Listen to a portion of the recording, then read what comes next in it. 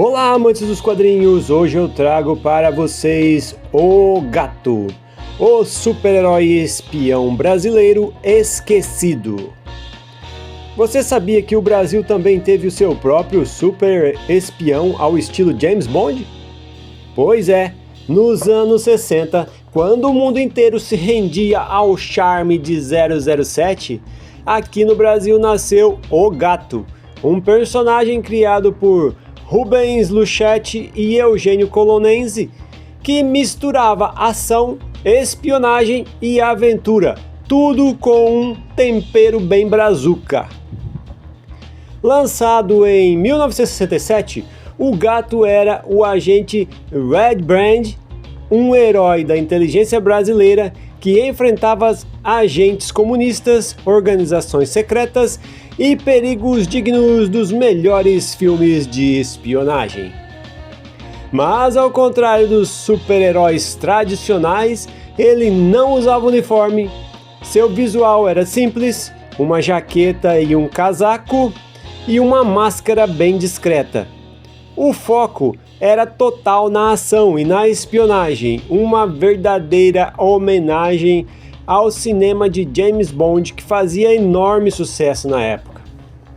O personagem foi publicado pela editora paulista JS, com histórias roteirizadas por nomes como Luiz Meri e o próprio Rubens Luchetti, mas infelizmente, apesar da qualidade das histórias e da arte impecável de Eugênio Colonenzi, a revista teve vida curta, foram apenas 4 edições. O motivo, baixa de vendas.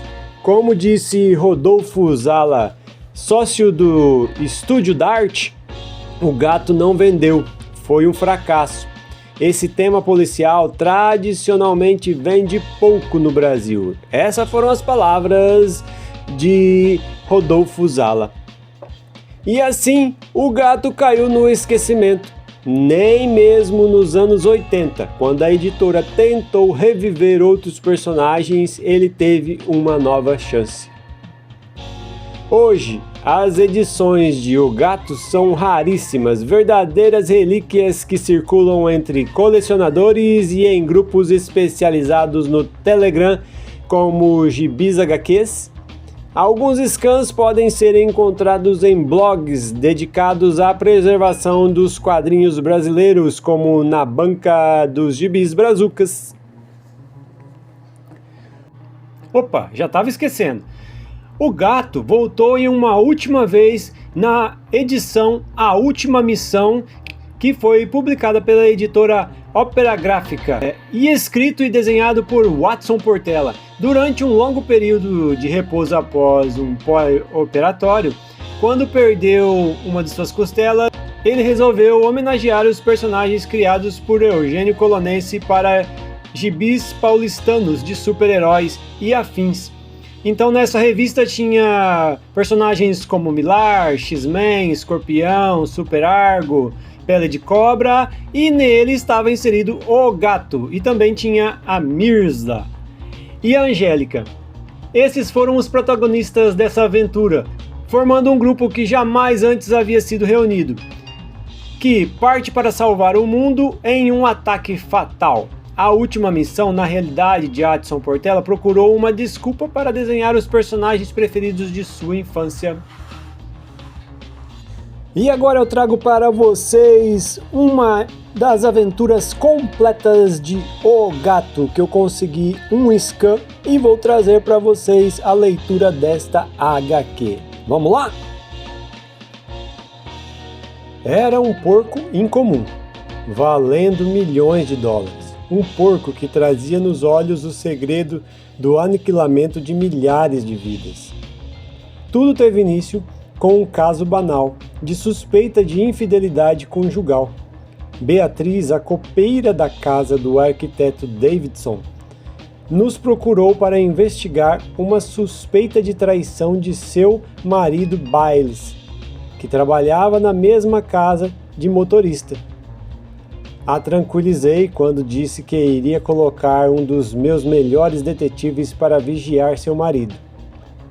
Então, coloquei John Kirby para investigar os passos de Joseph Bayless. O até então aparente Dom Juan Bayless era uma boa pinta. Já fazia algum tempo que Kirby vigiava Bayless, quando um certo dia ele notou que Bayless estava bem quieto e que não restava dúvida de que ele esperava alguma mulher. Subitamente, na deserta alameda do parque surgiu um carro. Vinha guiado por mãos femininas. O motorista estacionou o carro sob uma árvore bastante frondosa. Isso provava que ela procurava ocultar-se o mais possível. Ela pediu para que ele se identificasse. Isso não era o comportamento de um amante. Bayless, de acordo, mostrou sua marca no braço, e Kirby, mesmo entre as moitas espessas, viu a mancha queimada na pele. Bayless fez o mesmo pedido a ela que se identificasse. A mulher tentou justificar a dificuldade das mulheres de sua causa se identificarem. Kirby tinha mais que certeza de que aquilo não era um encontro amoroso. Bayless insistiu que ela mostrasse o sinal ou nada feito. Então, ela ergueu parte de sua saia, deixando sua linda coxa à mostra e revelando a marca delicadamente escondida. As apresentações formais estavam feitas e agora a mulher questiona Bayless se ele trouxe o que ele havia prometido trazer. E Kirby começou a anotar alguns detalhes e pretendia se ocultar na traseira do carro. Contudo, quando o casal suspeito se move, percebem que estão sendo observados. Kirby é descoberto e, na ânsia de salvar seu relatório do caso de ser apanhado, lança ele no mato. E de fato, isso acontece. Kirby é pego e nocauteado. Mas até então o casal não sabem quem ele é ou o que ele queria. Em menos de um minuto, o carro ia em disparada. A mulher ao volante e Bayless no assento traseiro revistava o detetive procurando identificá-lo. Constataram que ele era um tira e a mulher ao volante, de nome Jane, mandou dar-lhe o que merece pelo serviço. Eles planejam jogar Kirby no rio, pois acreditam que ele ouviu toda a conversa deles, e dessa forma eles querem pôr um fim à possível descoberta de seus planos. Jane, em seguida, pergunta a Bayless onde está o que ele havia de trazer, e Bayless diz que não é grande coisa, pelo menos na aparência, mas vale $1 milhão. Em sua mão está um porco, um cofrinho de moedas. Bayless afirma que não pode ficar por ali e perder muito tempo. Jane diz que ele tem razão e que também está perdendo muito tempo e desfere 2 tiros em Bayless. Jane pega o porquinho pensando em 4 milhões, é o que vale aquele porquinho. Ela correu para o carro e pôs-se em movimento, deixando para trás de si 2 corpos boiando e uma onda de perfume. Somente um observador atento reconheceria naqueles trajes Red Brand, o agente secreto, e Mary Stoner, a repórter feminina de uma revista. Os dois vestidos como um casal de larápios baratos, mas é exatamente essa a impressão que deveriam passar. Red Brand ainda não contou tudo a Mary, que está a lhe ajudar nessa investigação. Apenas a orienta a seguir suas instruções e verificar se Lady Jane tem a marca na coxa.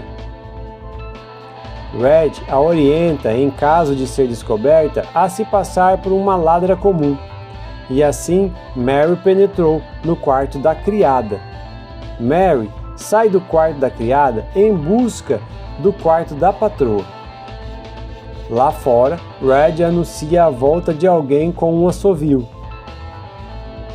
Mary pensa ser a dona da casa, no entanto, é a criada.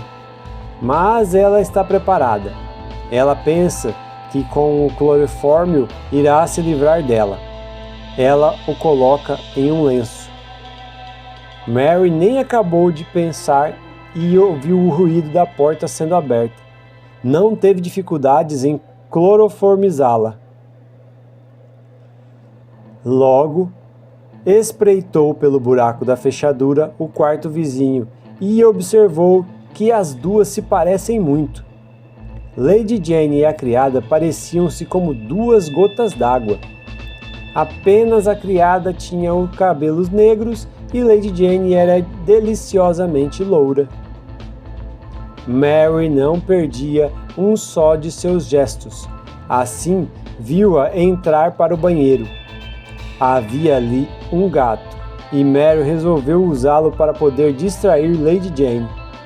Foi assim, quando Lady Jane coloca sua perna para fora da cortina do box, Mary constata que ela não tem nenhuma marca na coxa.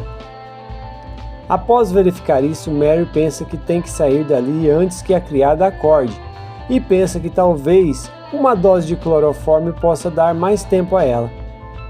É nesse momento que, ao olhar para a criada, percebe o que estava procurando. Não era Lady Jane que tinha a marca, mas sim a criada. E foi a custo que Mary abafou um grito de admiração e alegria pela descoberta. Sem tempo a perder, Mary pensa que não pode ir embora sem levar um souvenir e pega o porquinho. Mary sai pela janela, esperando que Red a ajude. Entretanto, ela é apanhada no colo por outro homem, um policial, que diz que o amiguinho dela está caído e que se ela continuar esperneando também apanhará de cacetete. Ainda no colo dele, Mary consegue pegar o lenço com clorofórmio e derrubar o policial. É seu momento de fuga. Ela vai ao encontro de Red e procura acordá-lo. E assim Red, ainda meio zonzo, e Mary conseguem chegar ao carro, mas são perseguidos. Mary está armada e dispara acertando o chapéu de seu perseguidor e dizendo que é para ele ficar bonzinho, que da próxima vez promete não errar. Mary guiou a grande velocidade, fugindo a possíveis perseguidores. Ela relatou tudo a Red. Red fica sem acreditar que quem tinha a marca era a criada Anna e não Lady Jane. E agora Mary quer saber todos os detalhes da história em que se envolveu com Red. Red viu que a moça tinha razão e não viu nenhum segredo em entregar o relatório do malogrado Kirby. Red explica para Mary que Kirby foi morto por Byles e que Byles foi morto pela mulher que quis ficar com o tal objeto que ela trazia no bolso. Mary questiona Red do porquê ele não procura a mulher de Byles e ele esclarece que ela foi morta por uma rajada de metralhadora. Red não pôde concluir, pois quando parou em um cruzamento, saltaram dois homens de um carro apontando armas para eles. Os homens querem que eles devolvam o que foi roubado da casa de Lady Jane, e Mary diz que não roubou nada. Contudo, os homens são específicos, dizendo que não estavam para brincadeira e que deveriam passar para eles o porquinho de porcelana. Red tinha na mão um isqueiro e desferiu o líquido nos olhos do que apontava a arma para ele. Sem perder um segundo, Red correu em auxílio de Mary, que lutava valentemente com o bandido. A sirene de um carro de polícia surge atraída pelo tiro. Vinha naquela direção e fizeram os bandidos correrem para seu carro. Pouco depois, o carro da polícia chegou e avisou para eles esperarem o reforço, que eles iriam continuar atrás dos bandidos. Mas, obviamente, que Red e Mary não ficariam ali esperando. Pouco depois, Red e Mary estavam no moderno carro do agente secreto e chegam em um prédio e se põem a examinar o porquinho de porcelana. Eles reparam que o porquinho não tem abertura para colocar moedas e que ele apresenta cilindros de papel nos globos dos olhos. E ao retirar o cilindro, há uma frase enigmática no papel. E o outro cilindro de papel também era a cópia de versos de Lewis Carroll. És velho, pai William, disse o moço, e o teu cabelo é branco.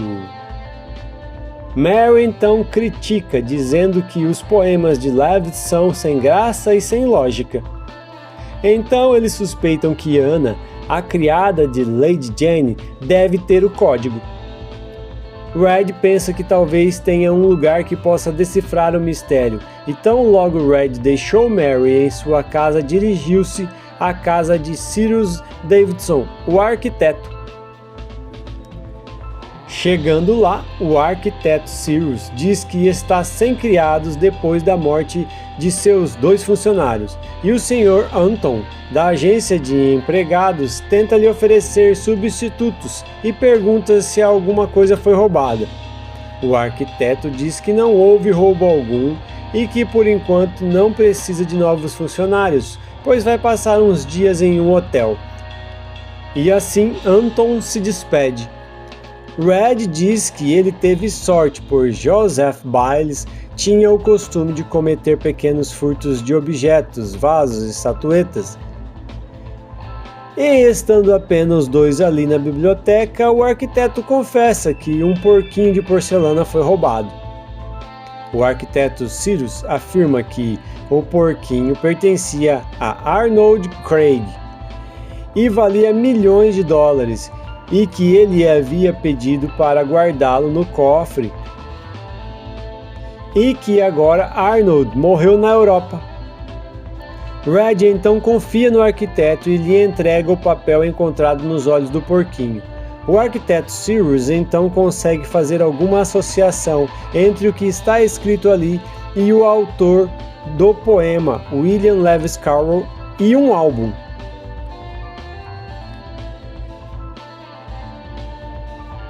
E quando o arquiteto Cyrus está de posse do álbum, eles são surpreendidos por 2 bandidos. Cyrus esboçou defesa, mas apenas atrapalhou mais, fora atingido e facilitou a fuga deles com o álbum e tudo, e acabou morrendo. Logo, no interior da casa, sai Red, em sua figura conhecida pelo gato. E enquanto buscava ir atrás dos bandidos, raciocinava sobre o ocorrido, que o tal agente de trabalho, na verdade, quando disse que iria se retirar, deu entrada para os outros 2, e que estão todos mancomunados. Red encontra um lugar suspeito e escuta um deles falando para tirar a mordaça. Não houve dificuldades para o gato entrar na casa. Jamais poderiam supor que aquela porta dos fundos pudesse ser utilizada por um intrépido agente secreto. E lá dentro está Lady Jane, amarrada e sendo obrigada a decifrar o código. Lady Jane chora e diz que não matou Biles, e que nunca viu o álbum, e que ela não é Lady Jane, que ela a fez vestir as roupas e vir até ali, e que desde quando chegou aos Estados Unidos, a verdadeira Lady Jane se faz passar por criada dela. E para constatar se ela fala a verdade, eles procuram na coxa dela a marca. Todos olharam para a direção da voz. Estava diante deles uma mulher, que era cópia fiel da que estava amarrada na cadeira. E ela apontava uma arma para eles e desejava o álbum. Quando um dos homens tentou reagir, foi alvejado, e ela fez os outros 2 entrarem no armário e os trancou. Lady Jane cometeu um grande erro trancando os bandidos armados, pois, ao virar as costas, levou 2 tiros.